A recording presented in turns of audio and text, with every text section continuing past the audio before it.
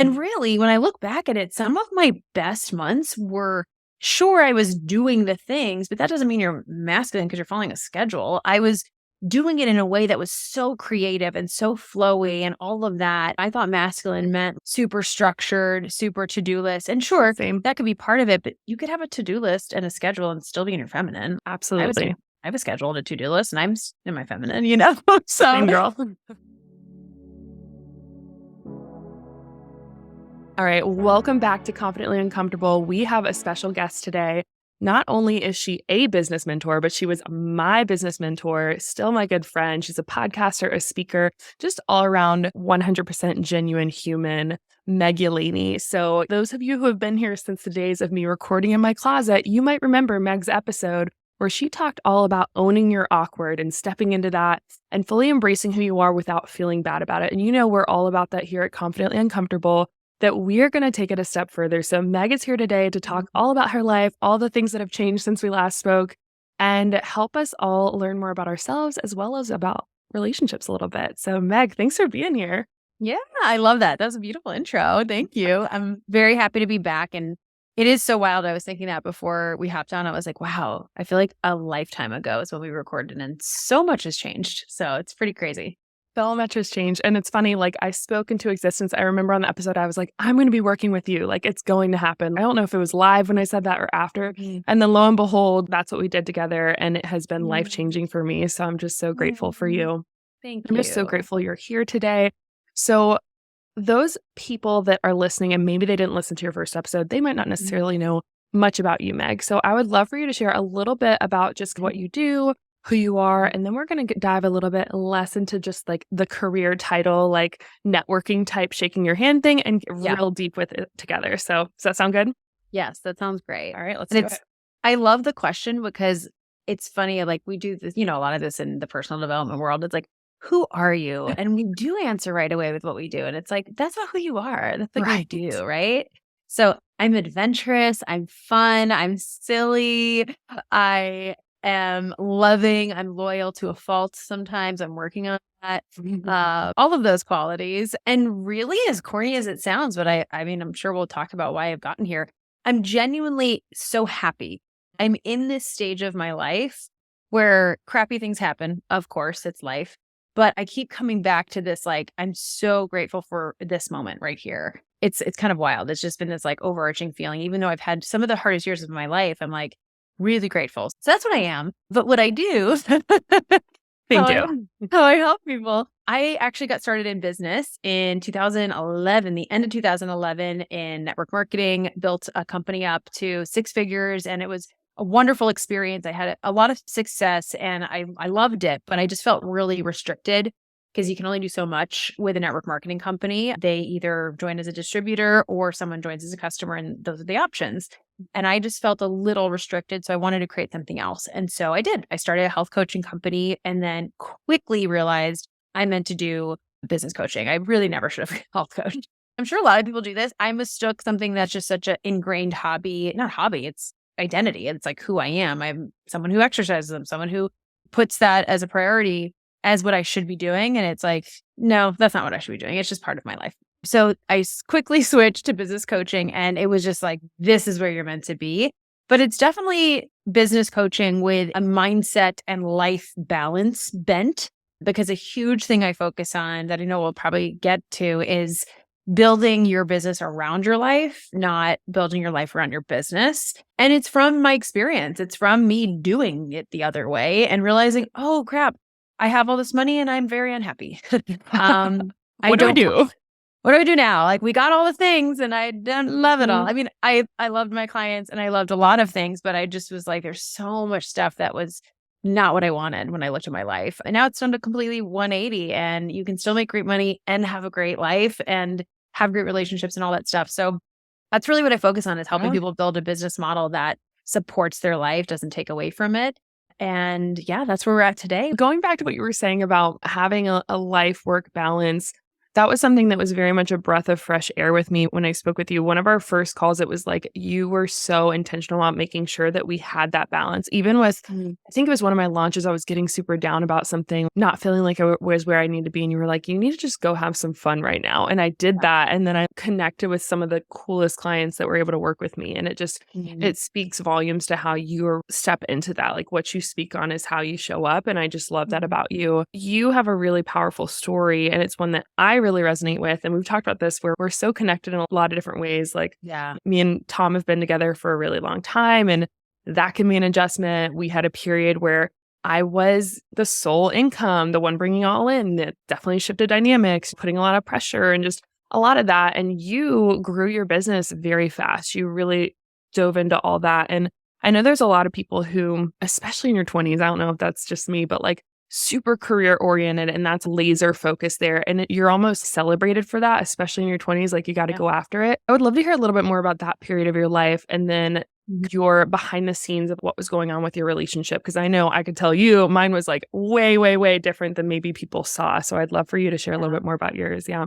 Yeah, I love that you asked this because I keep feeling so called to share this. And I talked to my husband. He's like, yeah, let's go for it. I think we have a really unique story and it can really inspire a lot of people. So when I got started in business in my 20s, it's kind of funny because I'm from New York originally. And I'm sure this is most cities, but I'm from Long Island, but most of my friends live in the city and I spent a lot of time in the city. And it's such a wonderful, magical place because you're, especially like honestly as a woman, it's so normal now to put your career first and go after what you want and not just be like, oh, I have to start a family at 25 and all this stuff, right? And I know that's like a lot of cities around the country now, but it was so prevalent there to the point where a lot of my girlfriends, I'm 35, just got married. Some aren't, and most of them don't have kids yet. Like they have amazing jobs in the city. They're rocking in their careers and now they're starting their families. And that was something I was always kind of prideful of. I was like, yeah, we're getting our businesses, we're getting our jobs. And I just loved it. And I thought it was like so cool. But it almost went, the pendulum swung a little too far the other way for me personally, to where it was like my whole identity became about my business. And I got married at 29 and I started my business at 25. And I will say by 28, I was earning six figures a year in Beachbody. That was the network marketing company I was in. And it became such a huge part of my identity. It was like, this is who I am. This is my thing. This is how much I make now, all that stuff. And great parts to that. Like there's a lot of good in that. But then it kind of ramped up when I started my own business. And before you knew it, if someone would ask me, who am I? Or what's my favorite role? That was always first. And being a wife was second. Like it just was. And again, not that there's anything wrong about that, to each his own, but it was wrong for me because that wasn't what I wanted, my priority. I wanted my relationship and my marriage to be my number one, you know? And I actually just interviewed one of my really good friends and past mentors on my podcast, her and her husband. And she said, my marriage is my first business. And I was like, I love how you put that. She's like, that's my first business. Isn't that great? I know. That's great. I was like, so good. Such a good one. And it's one thing I always respected about her because she's got a great business, very successful, but she's very clear, like my marriage is going to be number one. And if it's going to conflict with that, it's just not going to happen. And that's really, for me, it's so swung the other way. And partly because my business became an escape because a husband and I had issues before my business. Like these things don't just get created. They already existed. They just got exacerbated. Business brings all of your stuff to light. It's like, hey, you want to deal with your childhood trauma? Start a business. Biggest form of self-development, start a business. Oh my gosh. It just, you can't escape it. It's like, you're going to deal with your shit. Yeah. So that's what happened. It got to a point where I used it as an outlet, as an escape. And hey, it made us a lot of money. So I was really grateful for that escape. The escape was healthy in a way because we got to set ourselves up. And honestly, we got to set ourselves up to almost take a step back and to invest in help and relationship coaching, all these things that aren't cheap. Mm-hmm. And we just got to a point where I was like, we aren't communicating anymore. We're living separate lives in the same place. We're roommates. This is not a marriage. This is just an agreement almost. We're buddies and I don't want this. And so we just hit a point where we realized we needed to take some time apart and we separated for 6 months. And during that time, I had a lot of space to do some thinking and reevaluating on what business model do I want? Because even though my business didn't cause our issues because they existed before, the way I operated definitely didn't help. It made it worse for sure. And I knew something had to change. And so that was actually 2020. Didn't know a pandemic was upon us when we separated. So that was a fun little wrench thrown in there. I was like, oh, okay, this is great. So when we got back together in June 2020, I just was like, I spent the next 6 months going, what do I need to change to really make this really in alignment, to make this feel really good? For me, that was cutting a lot of stuff. I basically cut my client load in half, which meant my income got cut in half. And I did it without a plan to replace it. And that's a huge question I get all the time. It's so funny. I have a lot of people who are very in a similar stage that I was, working all the time, making great money, but working all the time. And they're like, how did you replace it? I'm like, I didn't. Yeah. That's my answer. I didn't. I'm not going to pretend I did. Like, yes, we've gotten back to some of those, but we're not back there. That was so much work that it's going to take time to build funnels and passive things to replace that. And I just refuse to live coach myself to death to get there. I won't do it again. No. And so it's like a 180 since then. And now I'm building a business model that I actually love showing up for, that is going to support a future family, that's our big goal this year, and everything I'm doing is for that. And it's pretty wild how 180 our relationship is because of it. Yeah. And it is funny that people are like, how do you replace it? And they immediately like, wait, you took a job for less money. I know people do that sometimes. I've had clients do that.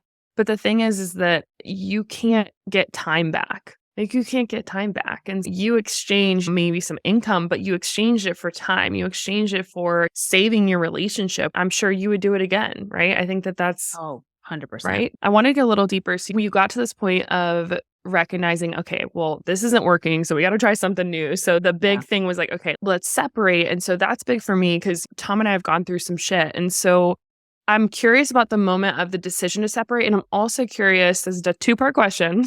Yeah. The decision to separate, where that kind of came from. And then with that decision, was it with the intent of like, let's work on ourselves, or it's more like, hey, let's see how we are without each other and if that's a better solution? Oh, I love this question. I love talking about this stuff. So the first part of the question leading up to the separation, before we got married, we had stuff that we were like, we need to work on this, but we're naive. It'll figure itself out. Literally. That's what it's so funny thinking back. I'm like, we were not ready to get married, but we did. So funny. We did. It ended up working out for us. But I know that's a lot of couples. We just think, oh, that red flag is just gonna, it's not a red flag. It's fine. Yeah. And before you know it, it's like you can't ignore things anymore. And after 2017, 2018, it was basically 2 years of us trying to fix these things ourselves. And that's when things started to ramp up with the business. And so then we started to throw money at it.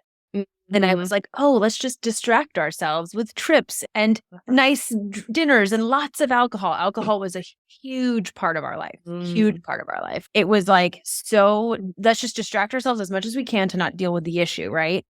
And then by the end of 2018, we just hit this point where I was like, we cannot do this anymore. I can't do this anymore. And he was the same. He was very much like, I agree.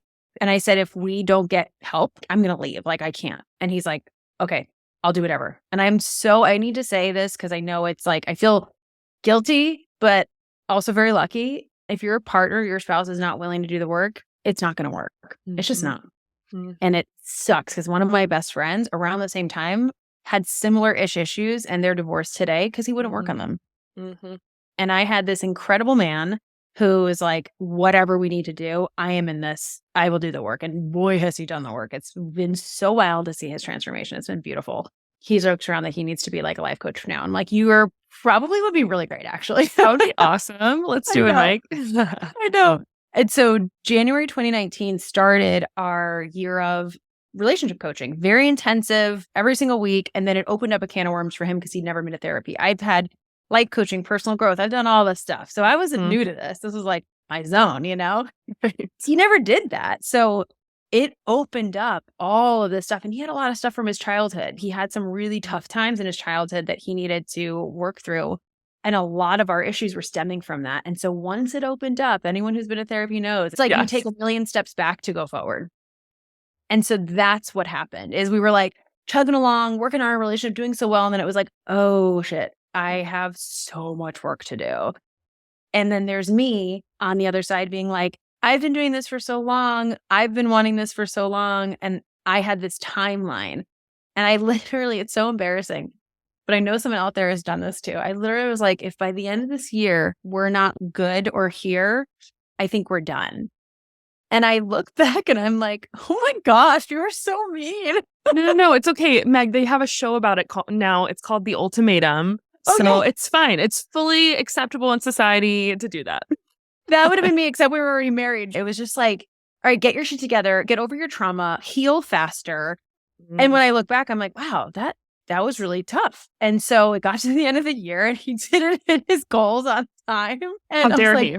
all right. But basically we came to a point where even our relationship coach was like, and I realized too, I realized by that point, this was a little crazy for me to ask this, but I also realized us being together wasn't helping speed up the process. It was actually me breathing down his back. Like, are you doing it? Are you doing the work? Blah, blah, blah.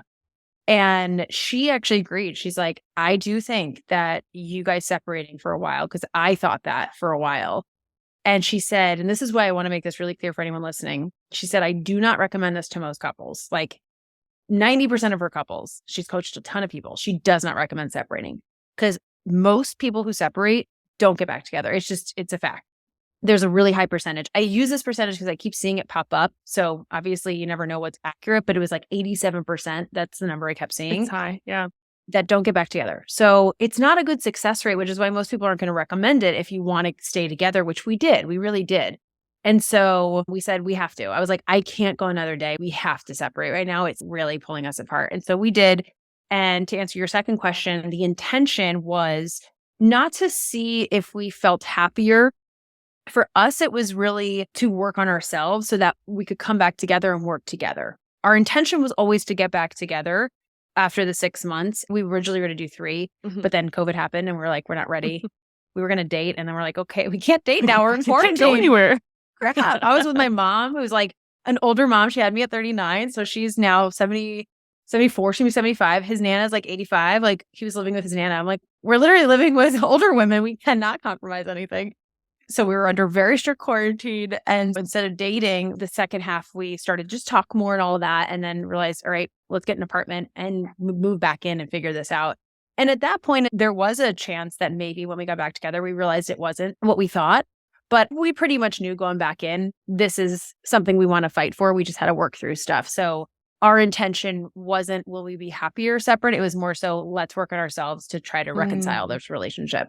Okay, that makes a lot of sense. So the intention behind it was there, and that's super powerful. Also, having a coach, therapist, counselor, that kind of support's going to be so a game changer as well, because you don't want to be that for your partner. It's easy to get into that automated mode. I know because I'm more of the self-development person, I can get like that too. And I'm like, I'm literally creating a to-do list for my husband. That's not happening. Yeah. Like, we're not going to do this. So, releasing that and focusing on your own healing can help create space for them to do that. And that seems like that's what worked for you guys, which is awesome.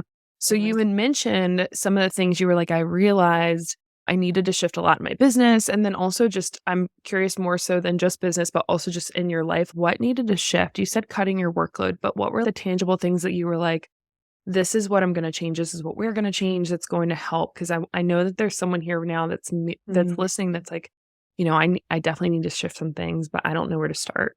Yeah, totally. Oh, I love this question. So specifically with the relationship, right? Not with the business stuff. Yes.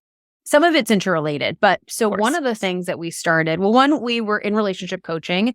And then even when we were separated, he was seeing our relationship coach every single week. And it was funny because she would kind of like, she became a really good friend. We were with her for 2 years. We're still really good friends with her. We were on her podcast recently. We love her. She saved our marriage. And she would always message me. She goes, by the way, he's doing the work. I just want you to know. Because I was always like, I don't know. We're not talking. I don't know if he's doing anything. She knew you needed that confirmation. I was like, I love you. She's like, just so you know, he's doing the work. He's being a good boy. And I was like, thank God, because you don't know if you're the one pushing them to do it. And it's like, I can't be in that. He's got to want to do it. And he became like addicted to doing the work. He jokes around now. He's in therapy and our relationship coaching every week. So 2 hours a week. It's just like all Mike time. Yes, we love it. Get it, Mike? I know. He's like the biggest proponent of it. It's so funny. But when we got back together, alcohol was a huge shift. So not right away. We still were like, oh, we're great. We can totally drink and just have a couple. But for us in the beginning, it became an escape, especially for intimacy. You get a couple drinks in you and you're like, all right, I'm loosened up now. Flows, yeah. Very natural. And this is like zero, again, zero judgment to anyone because we did this for years. We just found when we really analyzed it, alcohol was really hurting our relationship. When we would go out, when any date night, everything was involved around alcohol to the point where if I have more than 2 drinks or even 1 or 2, I'm slightly altered and I'm not being fully myself. And so we just realized like we can't continue like this. And so this has been more of a last year thing. We did a challenge and then I got pregnant. And so that was the challenge just continued. And then honestly, it was like 4 months of no alcohol. And I was like, okay, and I did miscarry, which was, sucked, but I continued not to. I did have 1 drink after I found out I miscarried because I was pissed off. And I was like, I'm having a drink. I would have had a spiteful drink, yes. Yeah, exactly. I was like, damn it. But honestly, since then, it's been completely different. I rarely drink. If I do, I'll have 1. And more so because it affects me so much now because I basically quit cold turkey. I was like, oh God, my body just can't metabolize this, which sucks because I love a good old fashioned and I just want to enjoy one. And now it's like, I'm going to pay the price the next day. But that was a huge thing for us. So our habits in that way. The second thing that really impacted our relationship when we got back together was we had weekly marriage meetings. We weren't super consistent with it in the beginning, but now we're very, very consistent with it, where every single week we have a meeting, we sit down and we go over a couple things, finances, anything coming up. We have a very interesting life where I'm an entrepreneur, he's a poker player, money's flying all over the place sometimes, like into one account, into another, out of another. It's a lot sometimes to manage, very overwhelming. And we used to both shy away from that because money can be such an uncomfortable conversation.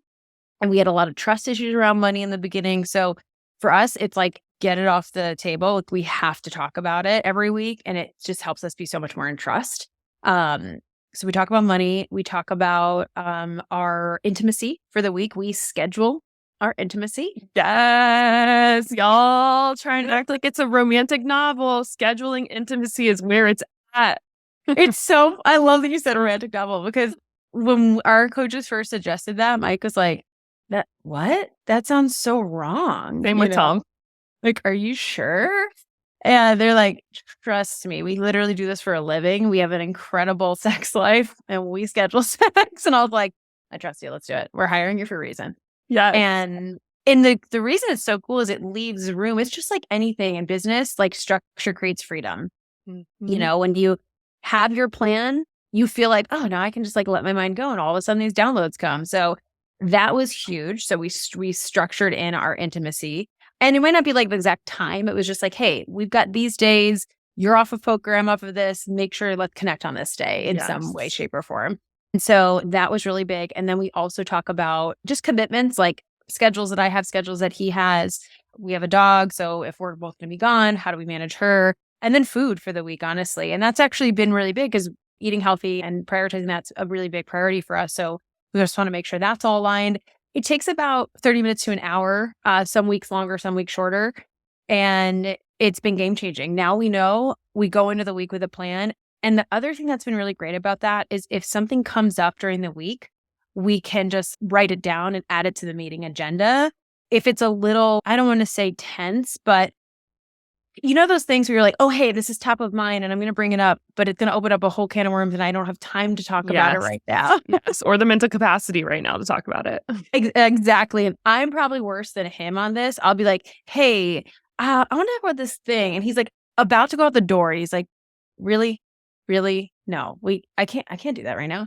I'm like, very, very fair. I'll add it to the meeting. And so we know we have that block to talk about this hard stuff if we need to. And it's been so game changing. And then the last thing, there's so many, but the last thing I'll say is ask for what you want, which is much harder than it sounds for some reason. But this was more so on his end. It was both of ours, but he, especially near the end, was like walking on eggshells with me. Not that I'm like the scary person, but it was just at the end, I was just like, everything would set me off. I'd be annoyed by everything, frustrated by everything. I was very in my masculine all the time. And that's a huge thing we've worked on too. Huge thing. I was like, I need to get back in my feminine more. That's been game changing for us. But he just started to ask for what he wanted and what he needed. And same. I unapologetically, I was like, "Hey, this is what I need from you right now." And we kind of treat it also within like the whole balance thing isn't really a thing. For us, we notice we have seasons where like he'll have a really busy season with poker and then I'll have a really busy season with work. And we just say, "What do you need? You're in this season now. I'm going to give to you more." Or if I'm going to launch, "Okay, you're in this busy season now. I'm going to give to you more. What can I take off your plate?" And instead of being 50-50, it's never Mhm. 50-50. It's like 80-20 some weeks, and Yeah. so that's been really huge for us too. Oh, I love that you said that because I think a lot of people think everything has to be 50-50, and that honestly just creates resentment, and it makes the things that you are doing for your partner, like, you're doing them with such a heavy heart opposed to just doing it because you're like, "I am doing this because I know that they would do the same for me." And so we went Yeah. through a period with that when my husband Tom was in school, and it was like, he was waking up, studying, eating, going out, like, he was doing all the things. So I did take on, I Yeah. was the role of the breadwinner, but then I was also the wifey cooking all the meals, and I'm like, "Damn, like, when am I gonna start getting some of that?" Yeah. And so he called it Wife Appreciation Year, the year after he graduated, where it would, like, Oh, completely shifted, and that was a huge shift for me. I love do wanna that. get into that. I have wanna come back to the masculine, feminine thing, like, we're gonna Yeah. come back to that in just a sec. One thing I wanna reiterate that she said that I want you to make sure you guys heard Meg say was, "Structure creates freedom." Very, very powerful truth there. Mhm. We go into relationships a lot of times where it's like, "Oh my gosh, I don't know what they're gonna say, when they're gonna text me, when we're gonna hang out," and, like, we think it's so cool and magical, but then it starts getting annoying. You're like, "Okay, I've been waiting by the phone." The concept of olden times when, like, they had to wait by the phone for their man to call, I'm like, "Oh, hell no, I would not be able to wait. I don't have that capacity within me." So, Yeah. you know, being able to create actual structure and communicate what you want, I think learning my self-love language, learning love languages of my partner. I know you guys probably talk about that Mhm. stuff, but that has been game changing, and you should ask for what Yeah. you need and communicate that. And so glad that you were able to do that. Mhm. Now, you've gotten to that point, which is awesome. Coming back to the place where you were super successful in your business, back when that was your primary focus, essentially your business was your marriage. You mentioned that Yeah. being like was first place. With that, were you finding that you were more in your masculine energy? And what I mean by that is more of that hustle mindset, the do mentality, not really going with the flow, having to be very on edge with all those things. And do you feel like that impacted y'all's relationship at all? Oh, yeah. 100%. That's kind of when I say, like, the problems existed before the business, but then the business exacerbated it. That's really what I meant, is, like, we had our issues, but then once I got into this business and I was like, "I'm this badass bitch bringing in all this money," I would, like, act like I owned the place, which I did, but, like, I would be like, it was the biggest difference I would say was I treated it like I'm the boss because I make the money and I'm doing the Mhm. support. So what I say goes. It was like the patriarchy, but switched. And I was the one Yeah. being the Yeah. problem. I'm over exaggerating. He's very sweet. Like whenever we have interviews and stuff, he's like, "You're giving me way too much credit. I did a lot to cause you to be like that." There's a lot of trust stuff, a lot of things, again, money things and all this stuff that he's like, "I put you in that position that you felt you had to be like that." So thank you, honey, because he does say that all the time. But yeah, I just held on to that because in business, I was like, I feel like so strong and like a badass, and I'm so good at this, and it's successful, and I was so in that zone, and then I felt so not good at this other thing, and I was like, oh, I hate being like not incompetent, but what's the word? It might be incompetent, it'd just be like not great. Yeah, just At not like a master, like, you were literally a master at your craft when it came to yeah, what you were doing, like, you were balling with exactly. everything, yeah, And then I yeah. was not a master of my craft for my marriage. And I was like, this Mhm, feels horrible. And so I'm going to hold on to this because my masculine makes me a master. And mhm. really, when I look back at it, some of my best months were sure I was doing the things, but that doesn't mean you're masculine because you're following a schedule. I was doing it in a way that was so creative and so flowy and all of that. I thought masculine meant super structured, super to do list. And sure, Same, that could be part of it, but you could have a to do list and a schedule and still be in your feminine. I have a, absolutely. I have a schedule and a to do list, and in my feminine. So Same girl. but I would bring it into our conversations and how my energy was. And so we had no attraction because I was in my masculine and he was in his masculine. And it doesn't matter the sex, you need polarity. Yeah, And we didn't absolutely. have that. And when we actually got back together, one of the first programs we did, which was game changing for us, was at the end of 2020. We did a 3-day immersion in masculine feminine embodiment. It was so wild. It was 8 hours a day for 3 days straight. It was all virtual, so that was a little tough. But we literally would do eye gazing and stare at each other for like an Yes. hour. And Mike had never done anything like this. I mean, I didn't do anything like this, but I've been in like, the confidently uncomfortable situations, right? Where our retreats and you're doing awkward things and you're getting out of your comfort zone. And this was so out of his comfort zone. And I just remember after the first time, he's like, we just like stared at each other for an hour. That was wild. That would have been Tom's reaction. He's like, what did we just do? But then by the end of the third day, he's like, oh, wow, this was powerful. Felt more connected than ever. I was like, all we did was look at each other. But it was more than that, obviously. There was coaching and all that stuff. Absolutely. But it was so wild. And I had to do things that made me so uncomfortable and my feminine. I had to dance in front of him. And I'm not a great dancer. I'm like an awkward dancer, but he found it sexy. So I had to do all this stuff. And it's funny because before we got back together, right before COVID, literally, I was doing a show and the last 2 shows were canceled because of COVID. And he came to visit to see the show. We were like, let's see how we feel. And then we'll reevaluate if we're going to get back together. And then obviously quarantine happened.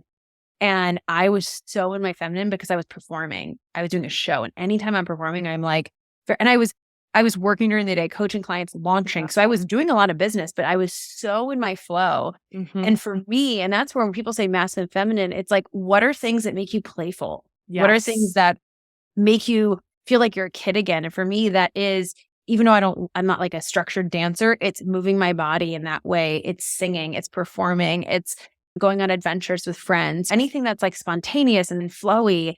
And that, like, our attraction was like immediate. The second he came, we're like, okay, wow, things are significantly different already. This is That's wonderful. awesome.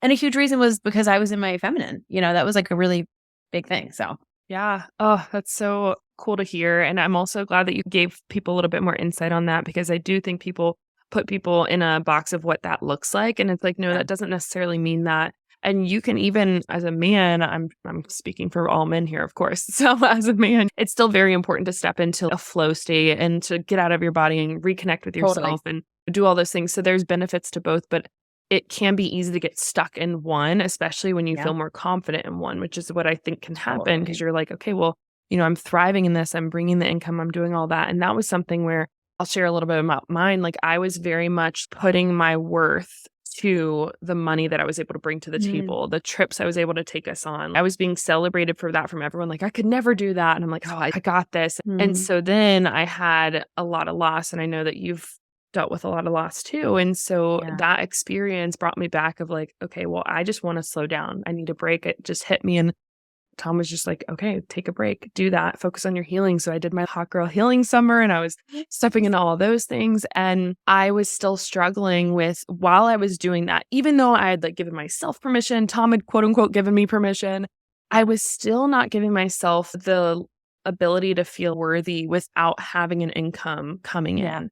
And so I really struggle with that. And I really think that that was a part of the lesson that I needed to learn, was like, okay, it's okay to be fully held by someone else. Speaking of throwing trauma on stuff, it's easy for us to throw trauma on our relationship from past things. I was so afraid of not being held. Product of divorce over here, I've seen that not happen. And so I was putting that into my relationship, and I didn't realize I was until I stepped into my own healing journey. I'm curious if you had anything kind of come out for you in a similar space or realization when you were stepping back into the feminine. Yeah. Oh, I love that. I think it's, yes, definitely. And I think you hit the nail on the head. It's like the slowdown, which I find is trendy these days, but in a good way. It's interesting because if someone looked at my life now, they'd be like, you don't look like you've slowed down at all. You're working a lot, all this stuff. You're like, you're slowing down? It's pretty funny. But it's night and day, because before it was, one, every second of the day I was on a call, which is a completely different energy than creating. And then two, at the end of the day, I was so exhausted from that, I would just like crash. It was like watch TV, drink wine, crash. That was my routine. And now it's like I have days where I'm creating a ton and I'm maybe working 8 hours a day, but it's like this fueled, creative, I'm in the zone. And then I'm reading and I'm going for walks and I'm making dinner. Like, I cook almost, not every night, but I cook like 4 nights a week, which was a lot because we used to take out every night basically. And now I'm cooking and I'm nourishing myself, and it's so different. It's not necessarily the number of hours. It's what are you doing with your hours? I used to zone out and work 7 a.m. to 6 p.m. and then watch TV the rest of the night. Now it's like I might still work from like 7 till 3 or 4 and work an 8-hour day, but then I'm going for a walk, I'm reading, I'm cooking, I'm working on myself, I'm having great conversations with Mike, still watching a little TV. I love myself a good Netflix binge, but it's not my whole afternoon. It's not my zone out. I don't want to zone out of life anymore. And that's a huge shift from a few years ago. That's huge. Yeah. I don't want to shift out of life anymore, like zone out. It's so easy to get into autopilot, and that's just what people do day in and day out. And so when you do slow down, I believe it gives you a little bit more clarity of like, okay, why am I doing this? Is this really what I wanted? You know, when you're working towards a goal, I know with career, we say it's for freedom. We say it's for that. And I don't know about you, but I was like, wait, I literally created a prison. The way that I scheduled my calls, the way that I did everything, I was like, where'd that freedom go? Because it's not there.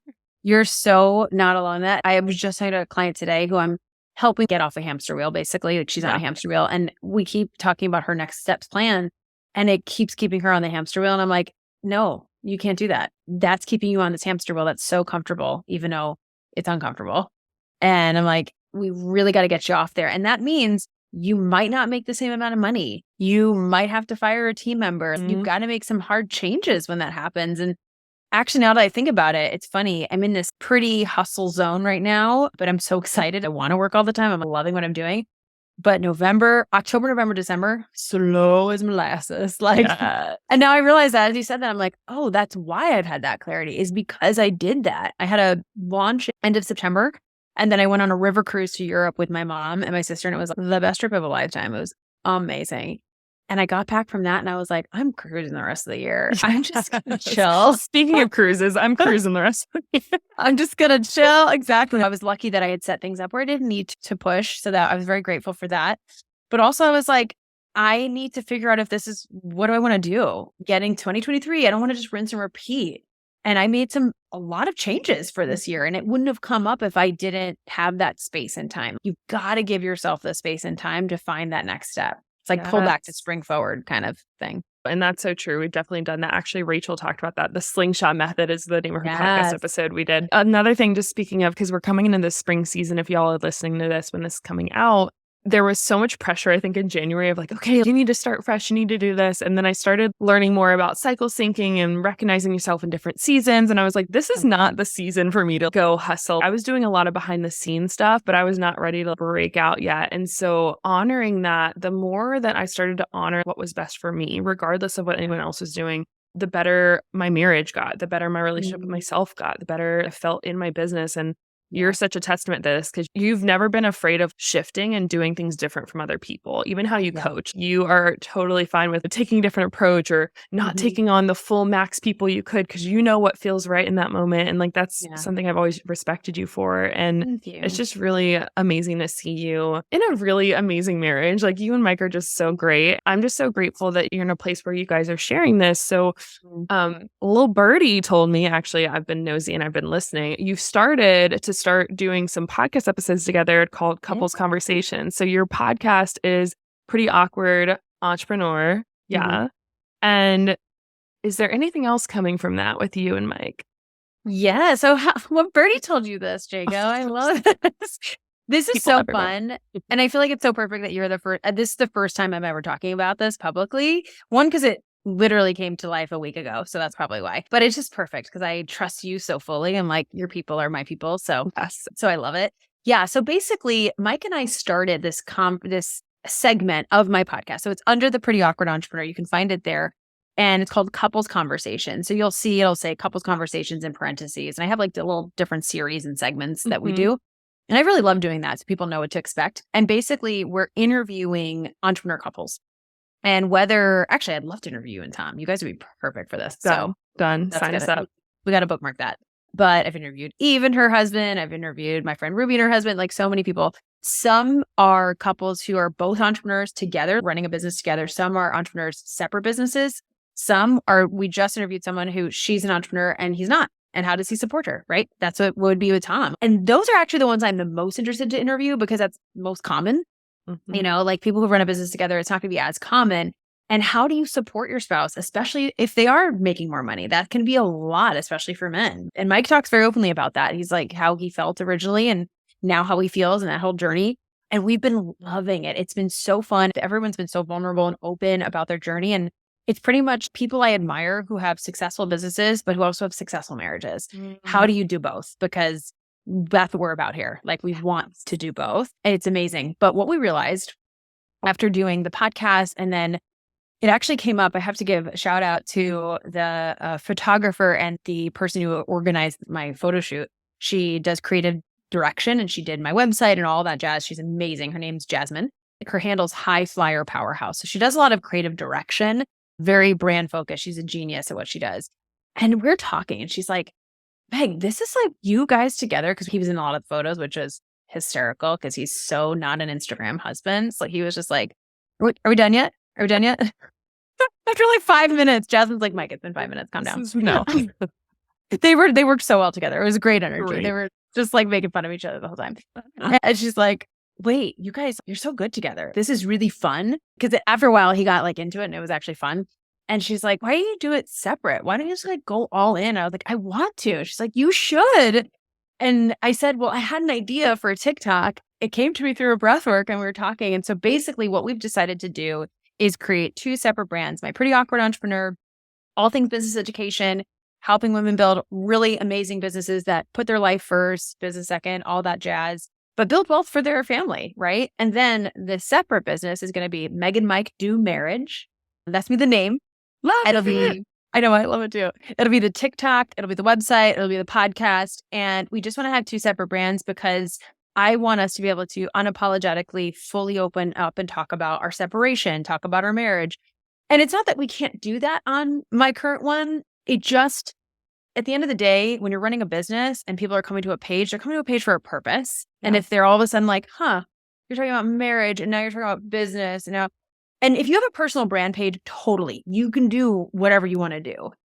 But I just found the way I have built, it felt very forced. And I like the separation of it. I like, this is my business jam. This is my marriage. And then we can tie them all in together and they're going to all feed into each other. Yes. And I'm so excited. We're going to start it in Q2 after I have this launch and we're going to go all in and we're probably going to put out 1 episode a week and probably do a few TikToks a week. We're going to start it slow, but I see us having events for couples. I see us having workshops, but honestly, the first year will probably be just pure value and no selling, nothing. So yeah, I'm excited. I'm so excited. It's just so meant to be. There's a reason that you connect with that photographer, that everything kind of flowed in that way, that you want to start having these couple sessions. And again, that's such a cool way to step into the flow of what feels good, but then also have some structure behind it. So I'm really excited for that. Cannot wait for the big reveal of all those things. And I feel very lucky. We're very grateful that you felt open to share and just be super honest and real with your relationship, being in social media. So much is curated and filtered and not all out there. And it doesn't mean you need to air your complete business, but it's just very refreshing to see someone show up so authentically as himself and be open to, hey, this is what happened. This is where we're at. And it's just, you're such an inspiration to me, Meg. I appreciate you. Oh, thank you. I adore you and everything you've done. Like ditto. I seriously love everything you've done. What you did this past year, how you took that time for yourself. Like I need to do stuff like that. So you're an inspiration to everyone. So thank you for just that's had this platform. I feel so honored to be able to share this message. So yes. Well, I appreciate you. I've had different questions, like different rapid fire questions that I've started to shift. So we'll go through those real quick just to kind of end on a lighter note. But first one, ironically, you already talked about it, but what is your current Netflix binge? Like something that you just couldn't stop watching? Oh, I love that. Gosh, I feel like there's been so many. We love you. This show. Okay. Did you start the 3rd season? Because I haven't yet. Yes. Good. Being in London. It's good. It's a little different take. They share this in the intro, but no he's getting spoilers, but yeah, it's not a spoiler. He's getting stalked. Yes. So it's like, this is cool. So that, and then I'm a sucker for a reality TV show, which I didn't get into until 2020, and now I'm like invested to all of them. They're so good. Love is Blind. Yes. Oh my gosh, same.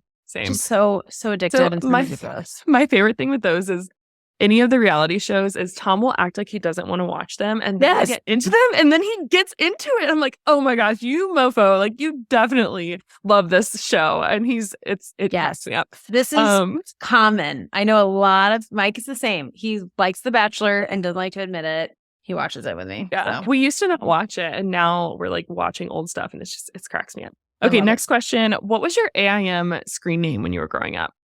This is great. It was I Can Sing For You. So perfect. I know. So I would use great. it today. I'm like, I would use this today. Well, I had a few. That was one of them. One of them was Philippi 14 because I loved Ryan Philippi. So that was one random one. I think I had something about NSYNC too, but I Can Sing For You was like the long lasting one, which I love. I love it. I think that needs to come back. Okay.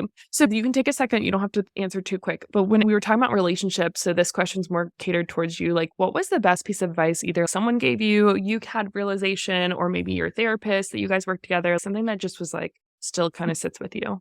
Ooh, this is something that every couples convo interview we've done, this has been the biggest theme in every single one. And it was for us is in a relationship, especially a marriage, but any committed relationship, you need to be a team and not separate partners. And we were separate for so long and almost competing, but not really knowing we were competing. And now it's like, what's good for the team? If I want to make an investment, is it good for the team? You know, and vice versa for him. Last one you kind of hit on, so we might not have to go into it, but you were talking about the exciting thing that you guys are doing, starting, you know, Meg and Mike Do Marriage with getting confidently uncomfortable, putting yourself out there, stretching yourself. What's something you're doing now or in the near future that you are excited about, but it's a little bit scary that you want to share with us? Ooh, something that I've been doing. Well, actually, we're going to a couples retreat in May for the first time. And he's never done anything like that. I've done a bunch of retreats. He's never done a retreat. And we're doing couples, and it's going to be like vulnerability in front of strange couples. It's not strange couples, strangers. That was maybe a few. I don't know. We're strange, so it'll be great. And so that's a little scary. And then honestly, just for me personally, is like I'm doing a podcast right now. And not that it's uncomfortable because I feel so comfortable on the podcast, but literally just saying, hey, will you have me on? I never ask. And I'm like, why? When my friends ask, I'm like, yeah, let's get you on. Let's do it. And so that's been interesting to see that come up. And I'm like, why is this so uncomfortable for me? It's okay to ask for things, you know? You're allowed Which to. you said about marriage, you said about relationships, ask for what you want. And that goes within every single area of your life. And that is why it all comes back to confidence. So that's awesome. So I'm so glad you put yourself out there. Thank you for being here. Thanks for taking this time with us. I cannot wait to just share this episode with everyone and see where you guys end up with everything that you're sharing. But it's just been so awesome to have you. Thanks, Meg. Thank you. Thanks for having me.